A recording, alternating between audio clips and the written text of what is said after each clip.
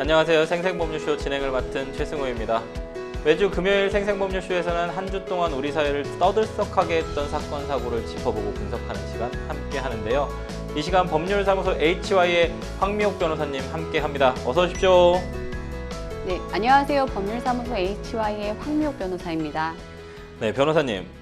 뭔가 무더위가 한풀 꺾여가는 것 같은데 변호사님 어떠신가요? 네, 맞습니다. 이제는 아침 저녁으로 선선한 바람도 네. 불고 네. 지난주만 해도 덥다 했는데 벌써 낙엽 색깔이 좀 바뀌더라고요. 그렇군요. 비두라미 소리도 들리고 네. 이제 슬슬 가을이 오고 또 2주 뒤면은 추석도 기다려지는 것 같습니다. 많이 바쁘고 좀 지쳐 보이셨는데 이 단풍 지는 것도 좀 보실 수 있는 여유가. 네, 맞습니다. 근데 네. 가을이 되면 또 재판이 많으니까 네, 변호사님도 맞습니다. 마찬가지겠지만 다들 힘내야죠. 네. 저는 너무 힘들어가지고 지금 뭐 휴가 갔다 오고 나서 재판이 너무 많아요. 뭐 수사기관 참여해야 되는 것도 너무 많아서. 예, 축하드립니다. 아니요, 너무 또 지쳐 보이셔서 아, 제가 그렇습니까? 말씀드렸습니다. 네, 지금 이 방송은 유튜브를 통해서도 실시간으로 함께 방송되고 있으니까요. 많은 시청 부탁드리고요. 유튜브를 통한 소통의 창구도 활짝 열어두도록 하겠습니다. 방송 중 궁금하신 질문도 올려주시면 저희가 답도 해드릴 테니까요. 많은 참여 바라겠습니다. 여러분은 지금 생생법률쇼 함께하고 계십니다.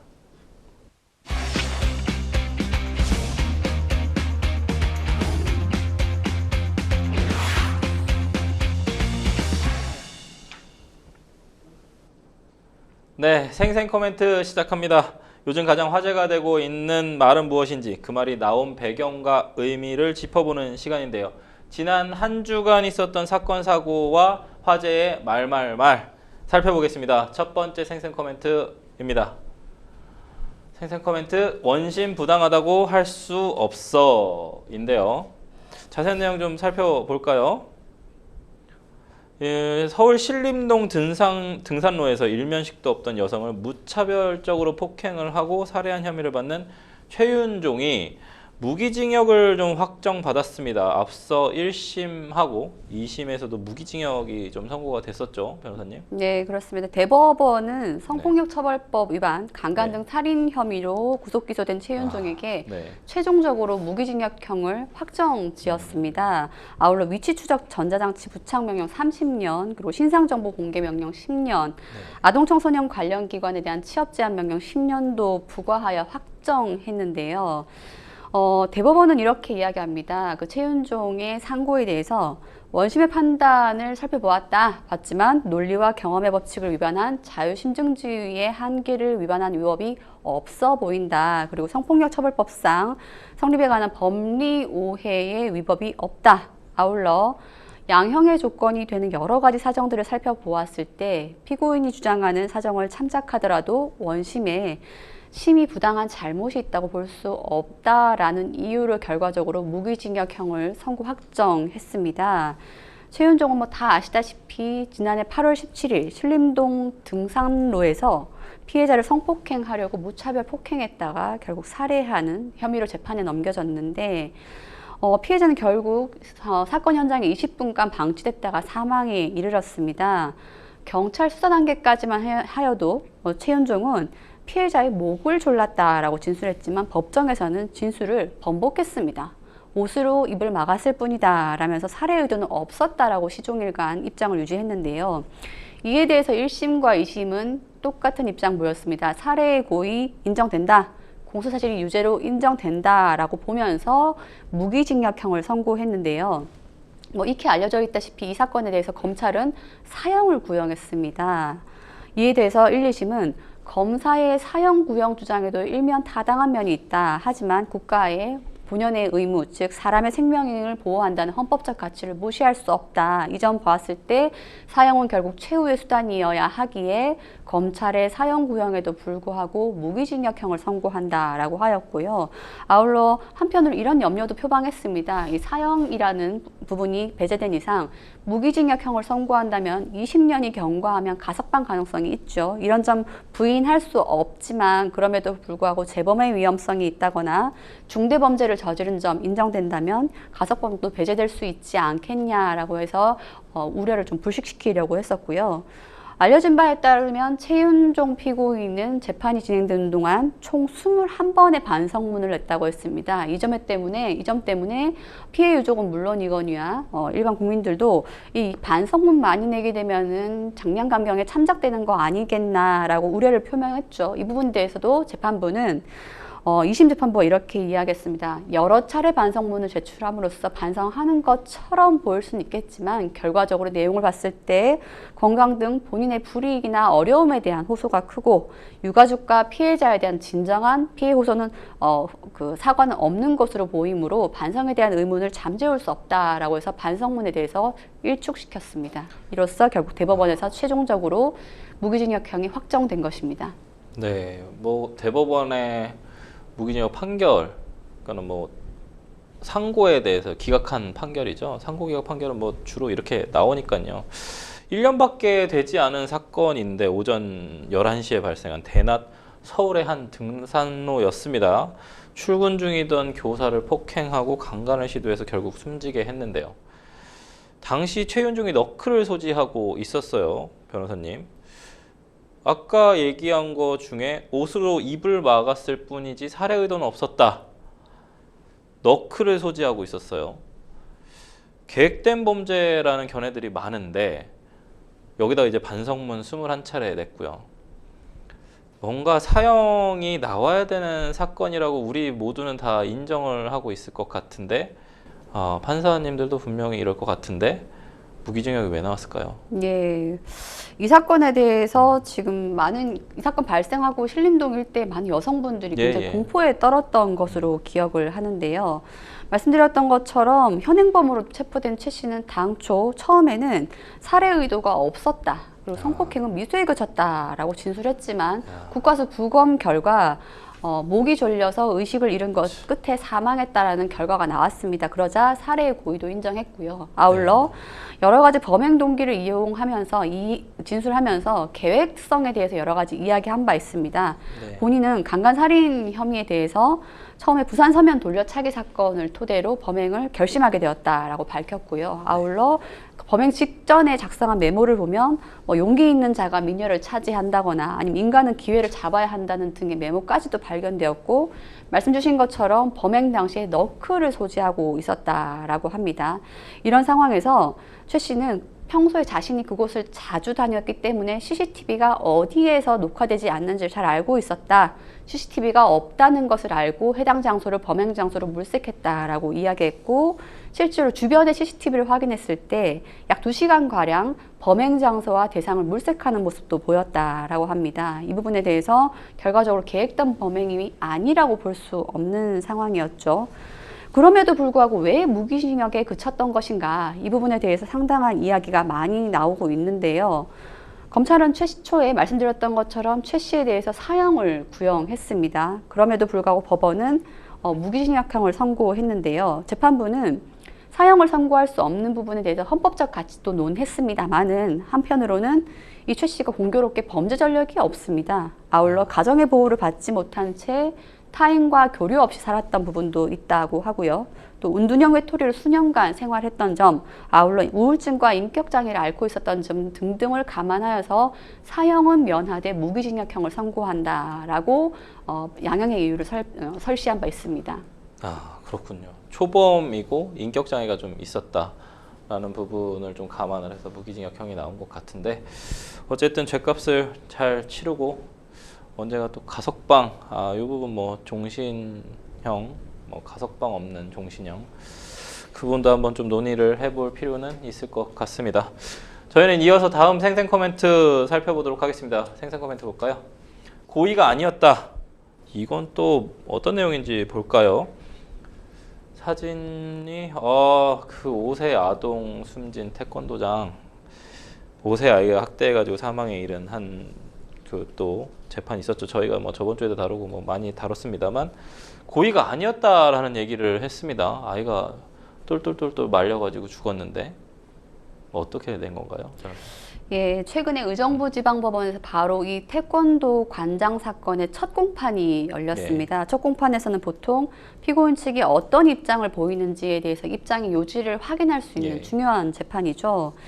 이날 재판에서 검찰 측은 이렇게 이야기했습니다. 기소 이유에 대해서 피고인은 피해 아동이 같은 또래에 비해서 왜소한 체격이었다. 이 부분에 대해서 충분히 외부 충격에 취약하다는 점을 잘 알고 있었다. 그럼에도 불구하고 피해 아동을 습관적으로 학대했고 또한 피해 아동의 생명에 위험이 발생하더라도 상관이 없다라는 인식까지 갖게 되었다.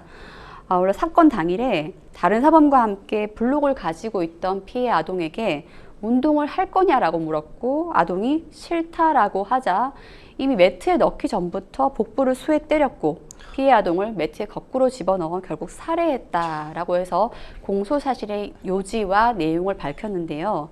피고인 측의 그 공소 사실에 대한 입장은 이러했습니다. 평소 아끼던 아이였다. 계속 이런 이야기 하고 있죠. 그러면서 장난으로 한 행위였다라고 하면서 살해의 고의성을 부정했다라고 합니다. 이러한 상황에 보통 첫 공판인 경우에는 피해자와 피해 유족들이 많이 출석을 하게 되는데 이 과정에서 피고인 측의 입장을 확인한 유족들이 그 자리에서 즉각 일어서서 소리를 지르면서 흥분하여 쓰러져서 재판이 잠시 중단되는 소동까지 벌어졌다라고 합니다. 복부를 수에 때리고 매트에다가 넣습니다. 거꾸로 집어넣어. 왜 이건 또 거꾸로 집어넣었는지 사실 이 부분이 제일 이해가 안 가거든요. 근데 그게 장난이었다. 심지어 평소 아끼던 아이다. 라고 얘기를 했다는, 이게 재판에서 할 소린지, 심지어 그냥 평소에 아끼던 아이이고 장난으로 했다고 하더라도 이미 아이는 죽었지 않습니까? 자신의 행위로. 그렇다면 그걸 과연 재판에서 자신의 양형 자료로 사용하는 말들을 할 수 있는 것인지, 유가족들이 당연히 내 새끼 살해해서 줬냐라는 말이 나올 수밖에 없다고 보는데요, 변호사님. 이 사건 정황 정말 좀 저는 도저히 이해가 안 갑니다. 5살짜리 아이가 매트에 거꾸로 넣었어요. 그걸 긴 시간 방치를 해서 죽었단 말입니다. 이거 어떻게 알려줬죠, 이거는? 예. 지금 매트 나오는데 저기에 아이, 저는 이해가 안 되거든요. 저 매트 안에.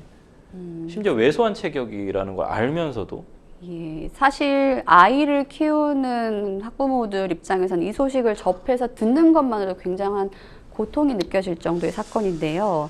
지난 7월 12일 양주시 한 태권도장에서 발생한 사건으로 그 기사에 나왔습니다. 이 피해 아동인 5살 남자 아동은 관원이었고요. 그리고 피고인은 그 관장이었는데 이 관장은 피해 아동 5살짜리 아동을 말아 세워 놓은 매트, 아까 보셨겠지만 그곳에 거꾸로 놓고 27분간 방치했고 결과적으로 사망하게 만든 혐의를 받고 재판이 열리게 됐는데, 검찰은 이 부분에 대해서 분명한 미필적 고의가 있다라고 보고 있습니다. 이게 미필적 고의라는 건 그런 겁니다. 확정적으로 범죄를 의도하거나 계획한 것은 아니지만 범행 결과가 발생하더라도 괜찮다라는 용인하는 태도를 이야기하는 건데요. 이것도 어디까지나 고의 있는 행동은 맞습니다. 분명한 고의는 맞지요. 검찰은 피고인에 대해서 살해 고의를 인정한 부분에 대해서 이렇게 세부적인 이야기를 하고 있습니다. 당일의 상황을 봤을 때 피해 아동은 꺼내달라고 외쳤고 현장에 있던 다른 태권도장 사범은 이 아이를 꺼내야 되는 것이 아니냐라고 관장에게 건의를 했다라고 했습니다. 그럼에도 불구하고 관장은 그 건의를 거절했고, 또한 관장실 내에서는 CCTV가 설치되어 있다고 합니다. 그 CCTV 화면을 통해서 실시간으로 그 5세 아동의 상태를 확인할 수 있었음에도 불구하고 장시간, 무려 27분간 매트 안에 아동을 방치한 사실이 있다고 하죠. 아울러 더 마음이 아픈 부분은, 안타까운 부분은 이러한 방치 행위, 매트에 거꾸로 세워놓는 행위 전에 이미 아동에 대해서 복부를 여러 차례 가격한 혐의가 있다라는 것이죠. 신체를 수차례 때리며 학대 행위를 했고, B군이 혼수 상태로 발견된, 그 피해 아동이 혼수 상태로 발견된 이후에도 당장 적절한 보호 조치를 하는 것이 아니라 태권도 관장 혹은 다른 관원들에게 CCTV 영상을 삭제하라라면서 증거인멸부터 먼저 제시한 부분에 대해서 살해 고의가 없다고 볼 수 없다라는 게 검찰의 입장이었고요. 이 부분에 대해서 말씀드렸던 것처럼 피고인 측은 여전히 장난이 지나쳤을 뿐이었다라고 해서 고의성은 부인했으며, 아울러 CCTV 삭제 행위에 대해서는 두려워서 했다라고 해서 범행 동기를 밝히고 있는 상황입니다. 아니 변호사님, 저는 이해 안 가는 게 좀 너무 많아요. 이거 무슨 조선시대도 아니고 거의 멍석말이 수준이지 않습니까? 이게 지금 27분 동안 방치했고 심지어 꺼내달라고 외쳤고 사범도 자기 일하는 같은 직원도 꺼내야 된다고 얘기를 했고, 근데 안 꺼내놓고 애가 죽었는데 장난으로 그랬다 고의성 부인하고, CCTV는 왜 삭제를 하는 겁니까? 저는 뭐 살인에 대한 미필적 고의 얘기를 하지만 학대에 대해서는 명확한 고의가 있지 않습니까? 이거는 미필적 고의도 아니고 고의지 않습니까? 그러면 학대치사 뭐 결과적 가중범이라서 살인죄가 더 형량이 높기 때문에 그렇게 한 것 같은데, 뭐 저는 이게 과연 내가 고의성이 없었다라고 얘기할 수 있는 부분인 건지에 대한 좀 의문이 듭니다. 이게 태권도 관장이 뭐 의견서 제출을 했다는데 뭐 어떻게 보시나요, 변호사님 이거는? 예, 사건 발생 이후에 관장 측이 보였던 태도를 봤을 예. 때 아마 이러한 입장을 보일 거다라고 다 예상을 할 수 있었죠. 네. 즉 피고인 측의 입장은 객관적인 행위 사실은 인정한다 하지만 법리적인 부분에서 인과관계 부분 그리고 미필적 고의, 살해의 고의에 대해서는 다툴 것이다라고 밝히고 있는 상황이죠. 행위 사실을 인정하면서 부인하는 건 뭐냐라고 의아하실 분 있겠지만 가령 매트 안에 아이를 거꾸로 세워놓은 행위 자체, 아울러 아이의 복부를 가격한 행위 자체, 이 부분은 다 인정하지만 설령 그 일로써 아이가 사망할 줄은 예견하지 못했다라는 부분에 집중하고 있는 것이지요. 근데 이 부분도 피고인의 머릿속을 누가 알겠습니까? 피고인 본인도 알지 못하는 것이죠. 결과적으로 법원은 여러 가지 객관적 행위 정황을 촘촘히 따져보아서 과연 피고인에게 어떤 주관적 의도가 있었는지를 판단하게 되는데, 이 부분이 결국은 법리적인 핵심 쟁점으로 부각될 것으로 보입니다. 이게 쟁점이 되어야 하는 건지 사실 좀 모르겠어요. 그냥 저는 변명으로밖에 좀 안 보이는 부분이 있는데, 아이가 5살입니다. 5살짜리 아이가 어떤 죄가 있었을까요? 이게 뭔가 과실로 인해서 안전사고로 인해서 사망을 해도 안타까운 생명인데 이렇게 멍석말이 돼서 심지어 거꾸로 매달려서 그 점점 아까 보니까 하얀색 줄로 매놨어요. 그럼 점점 조여올 거란 말입니다. 그래서 질식사를 하게 된 아이가 무슨 죄가 있을까요? 라는 생각이 저는 듭니다. 네, 저희 뭐 두 번째 생생 코멘트 마무리하고요. 세 번째 생생 코멘트 넘어가 보도록 하겠습니다. 마지막 생생 코멘트 살펴볼까요? 흉기가 금속이 아니라 보안 검색대를 통과했을 가능성. 이게 뭘까요? 네, 서울 남부지방법원 관계자가 얘기한 부분인데, 고객들에게 1조 4천억 원대 코인을 받아내고 출금을 중단한 혐의로 기소된 가상자산 예치 서비스 업체 대표가 재판 도중에 이런 일 쉽지 않은데 흉기에 찔리는 일이 발생했습니다. 변호사님, 이거 초유의 사태 아닙니까? 예, 맞습니다. 바로 어제 발생한 일이었죠. 그 방청석에 앉아 있었던 피고인, 혐의자라고 할게요. 이 씨는 오후 2시 26분경에 서울 남부지방법원에 방청석에 앉았고, 말씀드렸던 것처럼 피고인석에 앉아서 재판을 받던 피고인 이 씨에 대해서 방청석에 앉아있던 50대 남성이 피고인 상대로 흉기를 휘둘러서 찔렀다라고 합니다. 구체적으로는 피고인 이 씨의 과도로 피고인 이 씨의 목 부위를 찔렀다라고 하고요. 그 즉시 피고인은 병원으로 이송됐지만 다행히 생명에는 지장이 없다라고 하고요.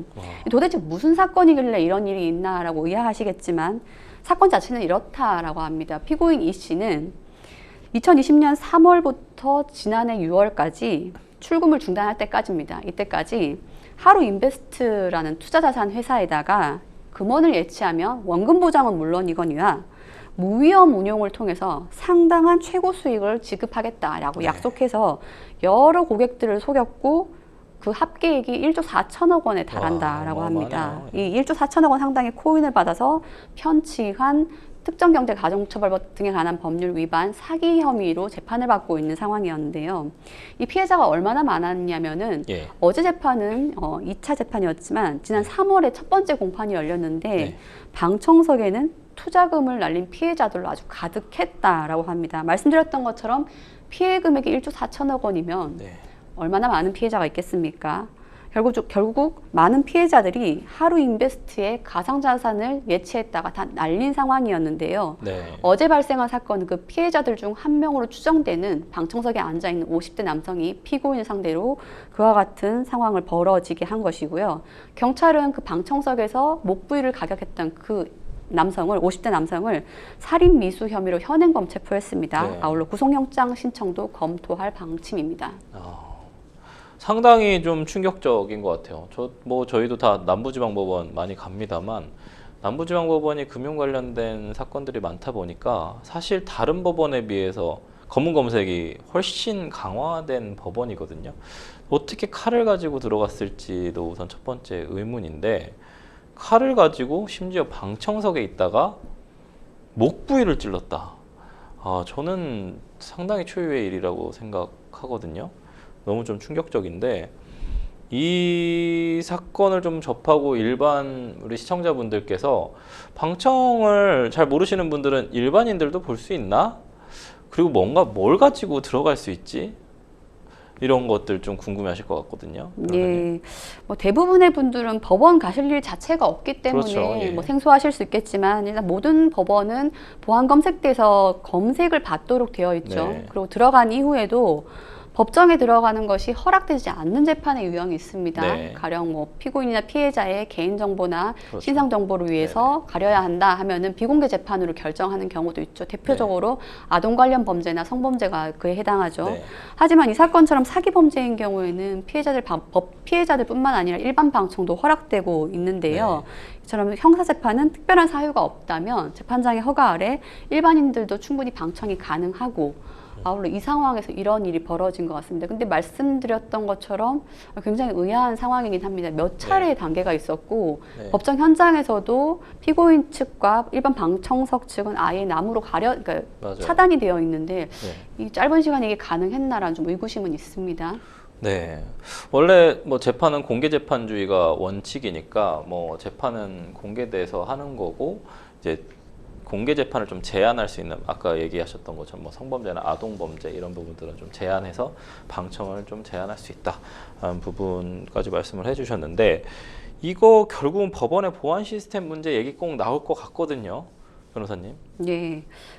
제가 아까 말씀드린 것처럼 남부는 정말 검문 검색이 되게 셌었던 법원인데 지금 이 사건이 발생해서 전 되게 의아합니다. 네, 어제 마침 그 사건이 오후에 발생하고 제가 또 오늘 오전에 남부지방법원에 다녀온 터라 상당히 엄격한 그 검색이 있지 않을까 했는데 그래도 그렇게 심하진 않았던 것 같고요.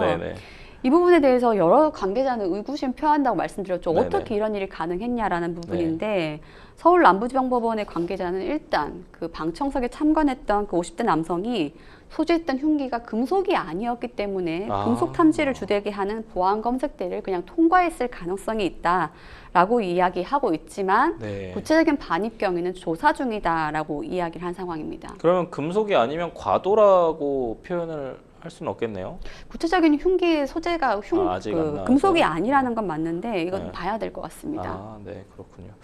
어쨌든 추후에 좀 경위를 계속 지켜봐야 될 것 같습니다. 지금까지 생생 코멘트 만나봤고요. 저희는 뉴스픽스로 돌아오도록 하겠습니다. 여러분은 지금 생생보물쇼 함께하고 계십니다.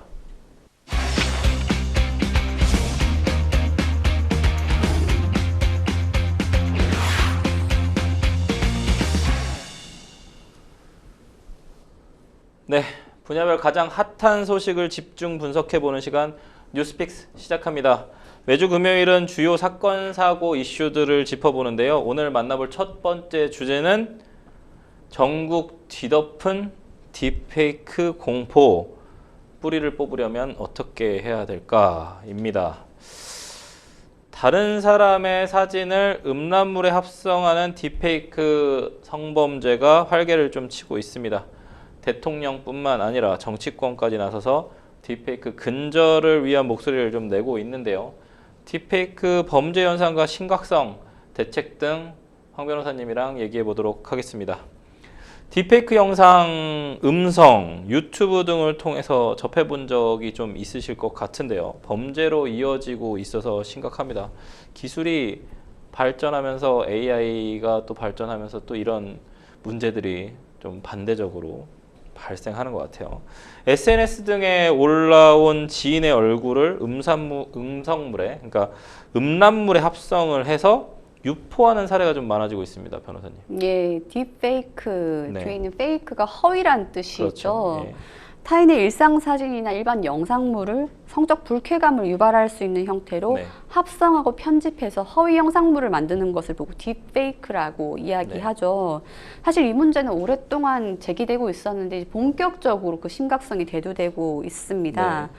서울경찰청 사이버 수사대는 딥페이크 음란물을 자동 생성하는 텔레그램 프로그램, 즉 봇이라고 하는데요. 이 네. 8개를 입건전 조사, 즉 내사 단계에 있다고 밝혔습니다. 이 봇 내사에 착수한 지 이틀 만에 그 내사 대상이 8배로 늘어났다라고 하죠. 아울러 앞으로도 조사 대상은 얼마든지 확대될 수 있다라고 이야기하는데요. 상황의 심각성을 인지한 서울경찰청 사이버 수사대는 딥페이크 성범죄 등 허위 영상물에 대해서 태스크포스 팀도 만들었다라고 합니다. 세계 전담 수사팀 등을 만든 상황인데요. 이러한 가운데 지금 피해자는 속출하고 있습니다. 피해자들로는 뭐 여대생, 여학생, 여군까지도 나오고 있다라고 하고요. 나이와 직업에 관계없이 다양한 여성들이 대상이 되고 있습니다. 가해자들은 SNS에 피해자들의 사진을 무단 도용해서 음란물 제작에 활용하고 있고요. 자신들끼리 텔레그램 대화방을 통해서 공유하고 있는 상황입니다. 뭐 겹지인방이라는 이야기도 나오고 있습니다. 즉 가해자들끼리 특정 지역이나 특정 학교에서 서로 공통으로 아는 지인들을 찾아서 이들을 대상으로 또 성착취물을 만들어서 공유하는 것이라고 하는데요. 경찰은 세분된 텔레그램 대화방이 여러 개 만들어져 있는 것으로 보고 있고요. 10대 학생은 물론이거니와 뭐 제주도, 군부대 등에서도 여러 가지 피해가 속출하고 있는 상황입니다. 네, 근데 변호사님 더 심각한 것은 특히 학교에서 딥페이크 음란물 범죄가 좀 많이 발생하고 있다는 것이 문제인데 청소년들, 어린 학생들이 딥페이크 성범죄 가해자 또는 피해자가 되고 있어요. 어느 정도 수준입니까? 왜 학교에서 딥페이크 범죄가 좀 많이 발생하는 걸까요? 예, 10대 학생들 사이에서도 딥페이크 불법 합성물 피해가 신고가 잇따르고 있습니다. 먼저 대전 여고생 1명이 신고한 이후에 다른 여고생 3명 더 추가 신고를 했는데요. 알려진 바에 따르면 딥페이크 영상물로 인한 피해자 3명 중 1명이 미성년자라고 합니다. 네. 이처럼 딥페이크 영상으로 인한 피해를 요청하고 있는, 호소하고 있는 미성년자가 2022년에는 64명에서 불과 2년 만인 2024년 8월 25일 기준까지입니다. 288명으로 2년 만에 4.5배가 되는 폭증하는 수치를 보이고 있는데요. 궁금한 점 바로 이거죠. 10대와 20대 등 저연령층에서 왜 이런 피해와 가해 사례가 많이 발생하냐라는 부분인데 아무래도 10대와 20대, 특히 10대층은 온라인 소통에 굉장히 활발하지 않습니까? 네. 아울러 온라인을 통한 관계 형성에 굉장히 익숙하기 때문에 이 관련 피해도 굉장히 속출하고 있는 상황이고요. 아울러 AI 등장함에 따라서 손쉽게 불법 영상물을 제작할 수 있다는 점 때문에 기술 보급과 관련해서 동반되어 나타나는 현상이라고 보고 있습니다. 실제로 최근 들어서 딥페이크로 인한 피해가 전국 곳곳 학교에서 급격하게 확산되면서 아울러 교육당국과 교육청도 발빠른 대응에 나서려고 하고 있습니다. 신고가 좀 들어오지 않은 통계까지 좀 고려를 하면 훨씬 더 많은 딥페이크 범죄가 일어나고 있지 않을까 하는 생각이 좀 드는데요. 그런데 딥페이크 관련 좀 음란물이 주로 메신저인 텔레그램을 통해서 좀 유포되고 있다고요. 이 박사방 사건 때도 그랬지만 이 텔레그램 창업자도 체포가 됐다고요? 예, 텔레그램은 아마 젊은 층에서는 모르시는 분이 없을 터이고 다만 연세 있으신 분들은 카카오톡까지만 아시고 텔레그램은 생소하실 텐데요. 이 텔레그램이라는 것은 세계 4위의 메신저 앱입니다. 아주 유명한 것이 바로 보안성이죠. 이 텔레그램의 창업자인 드루프는 이렇게 이야기했습니다. 2015년 텔레그램을 만들면서 정부를 포함해서 제3자에게 단 한 자의 데이터도 공개하지 않겠다라고 선포했습니다. 이 때문에 정부의 감시가 심한 독재 국가에서도 많이들 활용이 됐고 인기를 모았는데요. 단적으로 러시아 전쟁에서 우크라이나는 텔레그램을 통해서 전쟁 정보를 서로 공유했다라고 합니다. 아울러 우리나라 한국에서도 정부 당국자들을 포함해서 사용자가 적지 않은 상황인데 이러한 높은 보안성 때문에 그 음성적인 부분이 마약 거래나 테러를 모의하거나 가짜 정보를 유포한 등에 악용되면서 텔레그램이 결국 범죄의 온상이 되고 있는 상황인데요. 이 때문에 아마 최근 소식을 접하셨을 겁니다. 프랑스는 텔레그램 창업자 겸 최고 경영자인 파벨 드로프를 결국 검거하게 되었는데요. 프랑스 검찰은 드로프가 텔레그램에서 벌어지는 각종 범죄와 가짜 유통 정보를 방치했을 뿐만 아니라 실질적으로는 이걸 방조했다라는 혐의로 수사를 벌이고 있다라고 합니다. 그렇군요. 이러한 좀 딥페이크 범죄가 무분별하게 좀 확산된 배경에는 딥페이크 범죄에 대한 안일한 인식 때문인 것 같기도 합니다. 온라인 커뮤니티에 이런 글이 좀 올라왔대요, 변호사님. 딥페이크 피해자에게 성적 매력 인정받은 것이다. 합성했으니 진짜 자기 몸도 아닌데 왜 호들갑이냐. 이걸 참 성범죄 불감증이라고 해야 될까요, 변호사님? 두 건의 글이 모두 대학생들이 익명 커뮤니티를 운영하고 있는 에브리타임에 올라온 글입니다. 이 첫 번째 글은 이런 이야기를 하고 있습니다. 게시물 내용이 여성들에 대해서 성적 매력을 인정받은 것이니 만족하라 라고 게시물을 올리고 있고요. 이에 대해서 텔레그램이 아니어도 다 할 수 있는데 그 성범죄 대상으로 쓰임 당했다는 자체에 좀 만족을 해야 된다. 뭐 그만큼 매력적이라는 것이다. 심지어 더 나아가서 실제로 하지도 않았는데 무슨 범죄냐. 뭐 예를 들어서 동의 없이 얼굴을 합성시켜서 죽인다고 하면은 뭐 유사살해죄냐. 이렇게까지 이야기가 나오는데 이 게시글은 지금 일파만파되어서 다른 나라까지 해외까지 확산되고 있다고 하는데요. 두 번째 게시물은 또 이런 내용입니다. 안심하라는 내용인데요. 이 무슨 말이냐? 걱정할 일 자체가 없지 않느냐. 딥페이크도 노동인데 뭐 가치 있는 거로 작업을 하지 않겠냐. 여성분들 80%는 뭐 외형이 그리 딥페이크를 만들 만한 정도가 안 되니 안심하라라는 취지의 게시글이었는데요. 이 부분에 대해서 왜 이런 게시글이 올라왔냐라면 결과적으로 일상이 위협받고 있는 공포감에 대해서 이해를 하지 못하고 있다. 아울러 무엇보다도 여성 혐오주의가 깔려있는 글이 아니냐라는 부분이죠. 이에 대해서 도저히 더 이상 방치할 수 없다. 에브리타임에 이런 글이까지 올라왔다는 것은 앞으로 디지털 성범죄 기록이 발견될 경우에는 입시 채용, 즉 사회적 기록을 만들어야 된다라는 공감대가 점점 모아지고 있는 상황입니다. 전 얘기만 들으면 약간 2차 피해 생각만 계속 나는데요. 참 안타깝습니다. 아무리 익명 뒤에 숨어서 차라리 실명으로 좀 공개를 좀 해보시죠. 이런 얘기에 대해서. 가해 행위를 하면서도 그것이 가해인지 모르고 이런 글들을 올리시는 분들이 전 좀 이해는 되지는 않습니다. 앞서 딥페이크 범죄 관련해 청소년 피해자들이 많다는 좀 얘기를 드렸는데요. 가해자 부모들이 딥페이크 증거 지우기에 좀 나서고 있다. 이런 보도가 있더라고요. 우리 애는 그럴 애가 아니다. 항상 하는 얘기인데 실제로 다 지울 수는 있는 겁니까? 자신이 가해 행위를 하고 방금 아까 얘기했던 성적 매력 인정받은 것이다 이런 참 글 같은 거를 올리고 다 지우기 나서면 되는 겁니까? 예, 최근 SNS에서는 이런 것이 많이 올라오고 있습니다. 이미 보신 분들도 있으실 것 같은데요. 딥페이크 피해 지역, 피해 학교 명단, 그리고 피해 학교 지도 이런 것이 공유되고 있고 또한 딥페이크 가해자 명단까지 지금 공유되고 있는 상황인데요. 가해자들의 인스타그램 주소까지 공유되고 있다고 하죠.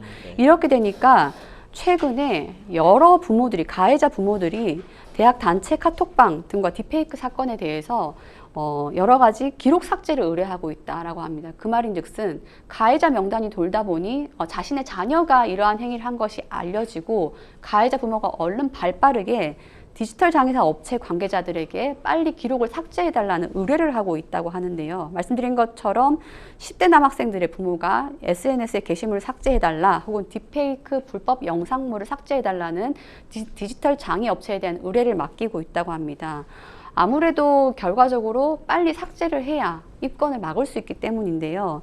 그 디지털 장애 업체 대표에 따르면 이렇게 이야기합니다. 성착취 영상물 하나가 촬영되면 유포는 2, 3만 건이라고 합니다. 이런 점 봤을 때에는 삭제를 한다 하더라도 모든 것이 삭제되기는 좀 어려운 부분이 있죠. 다만 이 부분에 대해서 여성가족부 산하에서는 피해자가 의뢰한 경우 무료로 해주고 있지만 가해자 측이 의뢰한 경우에는 별도 비용을 받고 있는데 네. 아무래도 이처럼 부모님들이 발빠르게 나서고 있는 것을 보면 드러나지 아니한 물밑에 깔려있는 숨겨져 있는 사건들이 꽤 많은 것으로 보입니다. 범죄 행위에 대한 어떤 좀 증거인멸 이거 방조 아닌가요? 뭐 조력을 하는 거 아닌가요? 그렇죠. 뭐 내 아이는 그럴 리가 없다라는 부분도 있고 일단은 아이가 입건돼서 처벌받기 전에 빨리 삭제를 해야 된다라는 그래서 삐뚤어진 부모의 마음이 아닌가라는 생각도 듭니다. 네, 이런 가운데 좀 또 충격적인 저희가 다뤘던 사건인데 서울대 N번방 사건입니다. 1심 선고가 얼마 전에 있었습니다.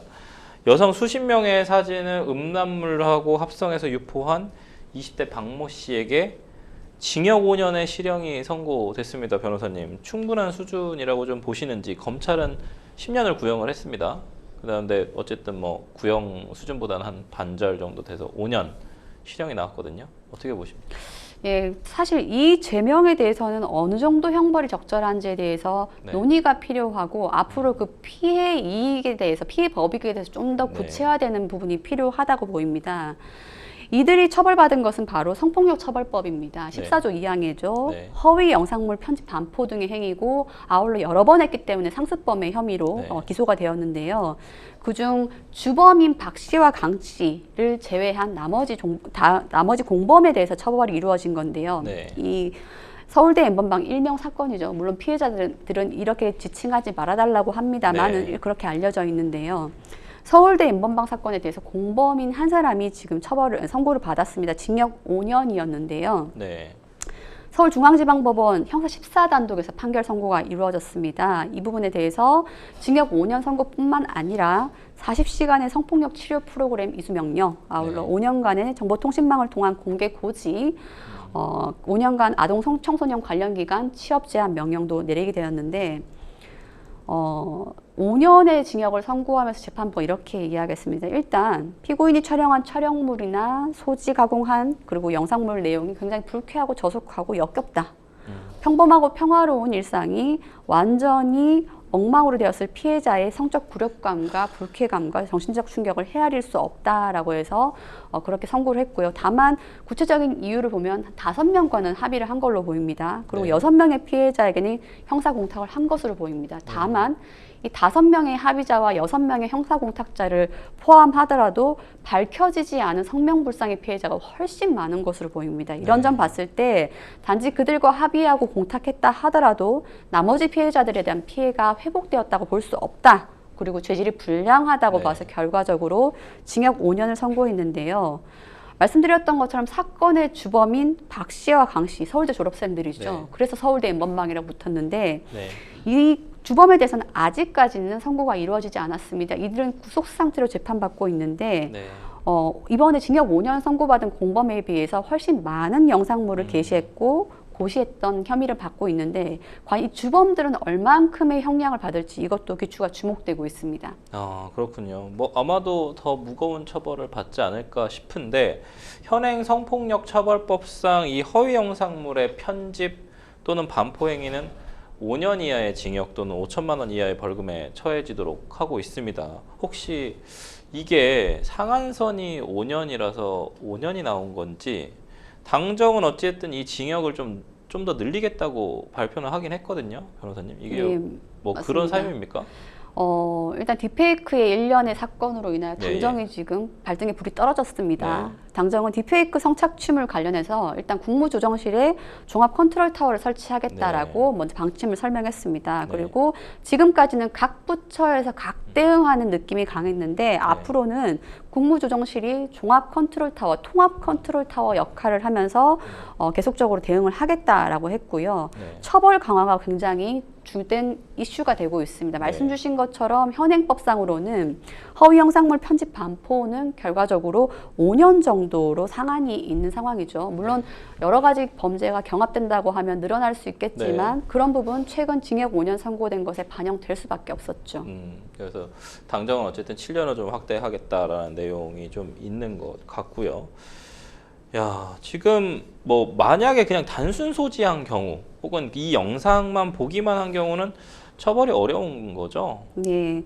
지금까지는 사실 네. 만약에 아동이 등장하는 그렇죠, 영상물이었다. 그렇죠. 예, 예. 아니면 카메라 등 이용 촬영, 즉 의사의 맞아요. 반할 촬영된 네. 촬영물이다 하면은 소지만 하여도 처벌이 될 수 있지만 네.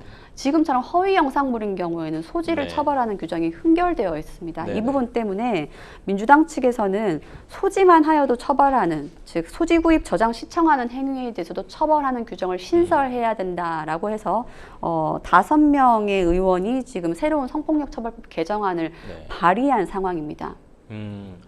딥페이크 음란물을 요것도 사실 되게 궁금해들 하실 것 같은데 만약에 제작한 경우가 10대 특히나 촉법소년에 해당이 되면 처벌이 안 되는 겁니까? 예, 말씀드렸던 것처럼 가해자 대부분이 지금 10대라고 알려지고 있습니다. 이 건을 계기로 촉법소년 연령에 대해서 논의가 촉발되고 있는데요. 한동훈 국민의힘 대표가 이야기한 것이 또 불을 지폈습니다. 그렇죠. 한동훈 대표가 딥페이크 성범죄물이 청소년을 중심으로 확산되는 것과 관련해서 촉법소년 연령 하향 문제도 고민해봐야 된다라고 해서 운을 띄웠습니다. 이에 대해서 촉법소년 연령에 있는 분들, 피혐의자들이 많을 것이다. 이 건을 계기로 하여 촉법소년 연령 하향에 대해서 심도 있는 토론을 해봐야 된다고 하고 있고, 또 실제로 교육부 역시나 이번 건을 계기로, 이번 논란을 계기로 촉법소년 연령 하향에 대한 계기로 삼아야 된다, 논의 계기로 삼아야 된다라고 이야기하고 있는데 실제로 하향될지에 대해서는 늘 관문이 많았죠. 그래서 좀 귀추를 주목하고 좀 지켜봐야 될 것으로 보입니다. 네, 얘기를 듣다 보니까 정말 누구나 좀 피해자가 될 수 있다는 생각도 들고 특히나 저는 청소년들 되게 걱정되거든요. 예방법이 있다면 짧게 말씀 좀 해주시죠. 그 딥페이크 사건을 보면 자신이 예상도 하지 못하죠. 예를 들면 카카오톡 프로필 사진으로 올렸는데 그 프로필 사진의 얼굴이 잘라져서 허위 영상물로 제작된다거나 아무 뜻 없이 SNS에 일상적인 사진을 올렸는데 그것이 갑자기 음란물로 변질되어 있다거나 이런 식이죠. 더 이상 온라인에서 자신의 일상을 공유하는 것이 안전한 상황이 아니게 되었습니다. 따라서 온라인에서 자신의 사진이나 동영상을 게시하거나 공유할 때 이제 신중하셔야 될 필요가 있게 되었습니다. 개인정보 유출이 문제가 아니고요. 언제 음란물로 변질될지 모른다는 부분인 거죠. 아울러 행위 사실들을 보면 이런 게 있습니다. 링크를 피해자에게 보냅니다. 링크를 피해자가 터치해서 그 즉시 바로 허위 영상물로 바뀐다거나 악성 소프트웨어가 깔리는 경우도 있는데 이 부분도 상당히 조심해야 되므로 알 수 없는 링크나 주소는 절대 열지 않는 것이 필요합니다. 그렇군요. 네, 저희는 첫 번째 뉴스픽스 주제 여기서 마무리하고요. 두 번째 뉴스픽스 주제로 넘어가 보도록 하겠습니다. 두 번째 뉴스픽스 주제는요. 매트릭스가 불쏘시개 부천 호텔 화재 사건 진실은 입니다. 지난주에 너무 안타까운 사건이었습니다. 변호사님, 경기도 부천의 한 호텔에서 화재가 발생해서 7명이 사망한 사건이 발생했습니다. 경찰이 호텔 업주 등을 입건을 했습니다. 우선 사건 당시 상황을 좀 간략히 짚어보도록 하겠습니다. 변호사님, 810호에서 화재가 시작된 걸로 알려졌어요. 네. 지난 22일 원미구 중동의 한 호텔에서 발생한 참혹한 사건이었죠. 불이 났습니다. 불이 난 곳은 호텔이었죠. 이 사건 결과로 7명이 숨졌고 12명이 다쳤다라고 합니다. 불은 객실 810호에서 시작이 되었습니다. 거기서 시작된 화재가 결국 8층 복도를 연기로 가득 채우게 되었고 그 시간이 불과 1분 23초라고 하죠. 그 사이에 대피하지 못했던 5명은 사망을 했고요. 결국 나머지 2명은 대피하려고 했으나 안타깝게도 에어매트가 제대로 작동하지 못했고 뒤집히는 바람에 추가로 사망해서 결과적으로 7명이 사망하는 참혹한 사건이 발생했습니다. 에어매트는 또 왜 대체 뒤집어진 겁니까? 참 문제는 이제 불이 커지는데 한마디로 이제 확산되는데 얼마 걸리지 않았다. 방금 얘기해 주셨지만 7층 복도에 연기가 가득 차는데 1분 23초. 이거 진짜 왜 이렇게 된 건가요? 예, 호텔의 폐쇄회로가 공개가 되었는데요.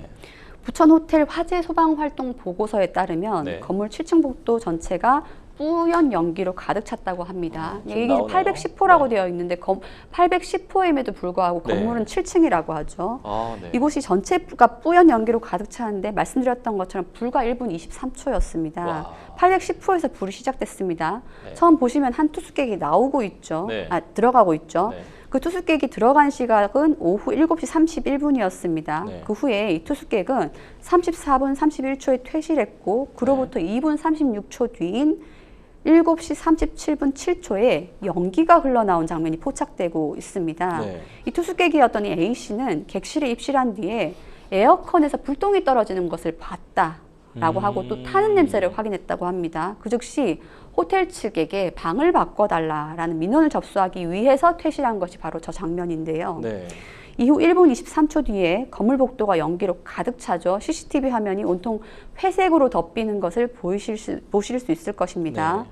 이 소방 관계자는 이 A씨가 출입문을 개방한 상태로 객실을 나오는 바람에 객실 내로 산소가 유입되면서 불과 함께 연기가 급격히 확산된 것으로 보고 있고요. 호텔에는 안타깝게도 자동으로 출입문을 닫아주는 도어 클로저가 설치되어 있지 않아서 객실에 잠시 투숙했던 A씨가 열어둔 채로 네. 복도 전체가 가득 연기로 가득 차게 되었다고 합니다. 지금 뭐 내부에서 유독가스가 좀 빠르게 퍼지는 데다가 객실에 스프링클러도 설치가 되어 있지 않은 상황이었는데 경찰이 조만간 이 호텔 투숙객, 호텔 매니저를 좀 피의자 신분으로 불러서 조사를 한다고 합니다. 근데 다른 투숙객을 대피시키지 못한 행위로 처벌이 가능할지 이게 되게 궁금한데요. 저는 뭐 이게 업무상 과실치사 이렇게 될 수 있을까요? 이 호텔 매니저가 결국은 입건되게 되었는데요. 네네. 이 매니저는 7층에 올라가 복도 전체에 퍼진 연기를 확인하고는 119에 신고를 했다곤 합니다. 아, 네. 그런데 같은 투숙객들을 대피시키지 않은 것이 지금 가장 문제가 되고 있고요. 네. 아울러 방을 바꾸기 전에 방 자체를 확인을 하고 점검을 했었으면은 네. 그나마 막을 수 있지 않았을까라는 부분인데 네. 소화기도 들고 가지 않았죠. 이러한 부작이나 주의를 해태한 이런 부분이 이 참혹한 상황을 7명의 사망을 발생한 것에 대해서 과연 인과관계가 인정될 수 있을지가 핵심이라고 보셔야 되는데 네. 일각에서는 대피시킬 시간이 만약에 촉박했다. 설령 매니저가 빠르게 대피시켰다 하더라도 그 빠른 시간 내에 어떻게 막을 수 없었다라고 하면 사망의 결과에 대해서 인과관계를 인정하기는 어렵다. 즉 처벌을 논하기는 좀 어렵지 않을까라는 이야기도 좀 나오고 있습니다. 그렇군요. 정확한 좀 화재 원인은 좀 수사를 더 해봐야겠지만 저희 뭐 뉴스픽스 주제처럼 우선 최초 발화 지점이 810호 7층이죠. 7층인데도 810호 객실 에어컨으로 약간 좀 누전이 아니겠느냐 이렇게 지금 얘기는 계속 하고 있는데 에어컨 아래에 있었던 소파하고 침대 매트리스가 불쏘시개 역할을 했을 것이다라는 견해들이 있는데 이건 어떤 것인가요? 예, 소방당국 관계자는 일단 발화 지점에 대해서는 네. 이렇게 이야기합니다.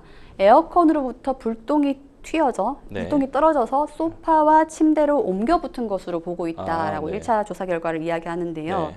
실제 810호 에어컨은 벽걸이형이었다라고 네. 합니다. 그리고 그 바로 아래에 소파가 있었고 또 그 네. 바로 옆에 침대 매트리스가 있었다고 하죠.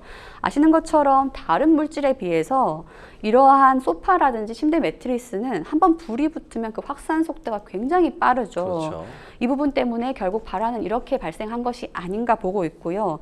그러면 에어컨은 왜 불똥이 튀었는가? 이 부분에 대해서는 에어컨 누전의 가능성을 높이 보고 그렇죠. 있죠. 예. 아무래도 에어컨은 장시간 가동한다거나 하면 과부하가 걸리고 또 낡은 전선에 먼지가 끼면 그 역시 그렇죠, 발화가 된다고 합니다. 또 날이 더웠잖아요. 맞습니다. 그렇죠? 이런 부분 때문에 에어컨 누전으로 인해서 발화가 시작됐고 그것이 침대 매트리스와 소파로 옮겨 붙으면서 결국 이러한 사건이 벌어진 것이 아닌가라고 지금 추정하고 그럼 있는 아까 상황입니다. 810호 들어갔다 나온 사람은 말이 또 진술이 맞을 수도 있겠네요. 잘 따져봐야 될 것 같기는 합니다만 저는 제일 안타까운 게 아까 얘기해 주신 것처럼 투숙객 2명이 에어매트로 뛰어내렸단 말이에요. 근데 뛰어내렸다가 지금 에어매트 2명이 사망했습니다. 목숨을 잃었는데 에어매트 안정성 논란이 좀 불거졌어요. 근데 좀 제대로 된 표준 매뉴얼이 없다는 이 말은 무슨 말입니까, 변호사님? 예, 사실 사망하지 않을 수 있었던 2명이 그렇죠. 에어매트로 예. 인해서 사망한 결과가 발생했는데요. 예, 경남 소방본부 관계자에 따르면 에어매트는 제조사마다 성능과 재질 조작법이 제각각인데 각 소방서들마다 딱히 운용 매뉴얼이 없다고 합니다. 그렇기 때문에 구매한 다음에 구매한 제품의 설명서를 보고 각 소방서마다 나름대로 훈련을 하고 있는 게 지금의 현실이라고 하죠. 즉 계획 없이 사들이고 훈련은 제대로 하지 않으면서 이러한 사건이 발생하면은 들이밀고 결과적으로 이처럼 에어매트가 작동 조작 미숙으로 인해서 뒤집혀서 살 수 있었던 사람이 사망한 사건이 발생하는 거죠. 네, 맨날 안전불감증이다 인재다라는 얘기가 있는데 향후 어떻게 진행되는지 좀 귀추를 주목해 보도록 하겠습니다. 네, 생생보험쇼 어느새 마칠 시간입니다. 오늘 함께해 주신 황미옥 변호사님 고맙습니다. 방송이 끝나더라도 상담 접수는 계속되니까요. 변호사들한테 무료 법률 상담 받고 싶으신 분들은 평일 오전 9시부터 오후 6시까지 02557-8295번으로 상담 문의 주십시오. 생생보험쇼 오늘 준비한 내용은 여기까지입니다. 함께해 주신 여러분 고맙습니다.